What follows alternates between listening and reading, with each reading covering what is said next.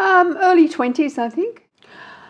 It was really, I was in Melbourne, and we had our own production company with one of the husbands, Peter McLEAN.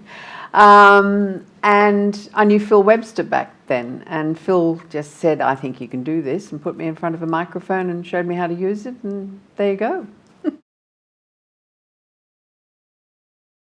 Very early on, when you're, you know, the thing is, as a young voiceover person, you're not really sure how to handle the whole thing.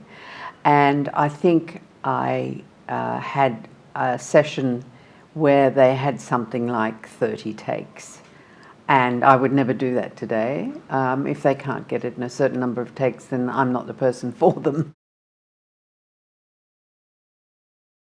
Well, voiceover work is very creative. I think it's very akin to acting. I like to work instantly. I like to make it sound natural if I can, within the time limit. And I like to act it out. I like to imagine the characters.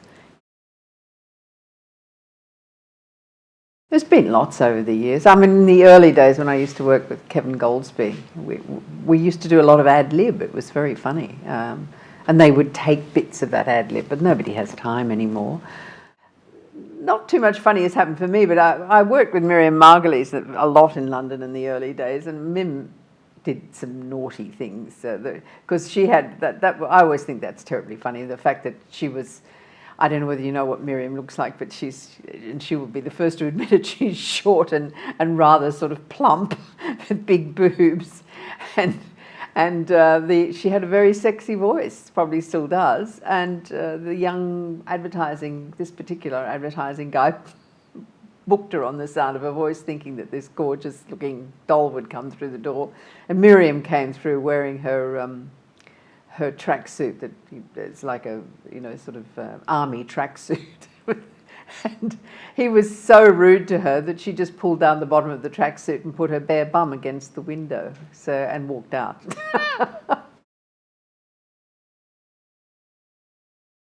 The fact that I have a clock in my head, that's pretty strong. I'm usually pretty spot on with timing. I think my main two strengths are that I sound very convincing and authoritative if I need to, but warm. And the other one is that I love to do comedy, and I think I'm quite funny sometimes.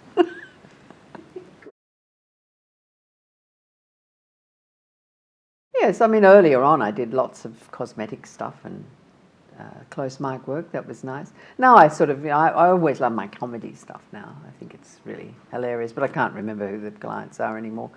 I'm sorry, it's, you know, I started when I was 20. I'm not exactly a chicken. I can't remember. Yeah, well, you can. It depends how it's written. A lot of writers don't realise that it isn't that easy to do certain words together at speed. You just have to stop and work out a way of doing it, if you can. Oh, why am I with Cathy Evans? For goodness sakes, Cathy's been my friend for years. That's why I'm with Cathy. Can't imagine being with anyone else but Cathy. She's the best. Well, I mean, Cathy Evans does a lot of promotion. Most people don't. I just think Cathy has a hugely good reputation. She's been in the business a long time. She knows it backwards.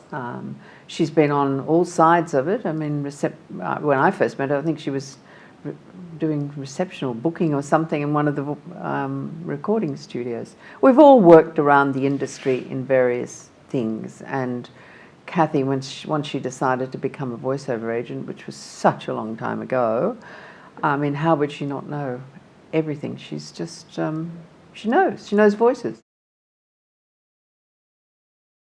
I mean, I just do a few warm-ups as an actor would, you know, just getting my voice up if sometimes it's in my boot. Bringing the voice up until your lips vibrate, and bringing it up into the nose, into the head, feeling the whole of the head vibrating. And you could do various tongue things to get your tongue working too, which is things like that, and just, you know, just getting your mouth going, really. The muscles in the mouth, when you get nervous, are the most appalling muscles because they tighten up. It's a natural sort of animalistic thing, as you can imagine. Animals, when they're attacked, they hunch and they do this, and that's what we do in a sort of milder way.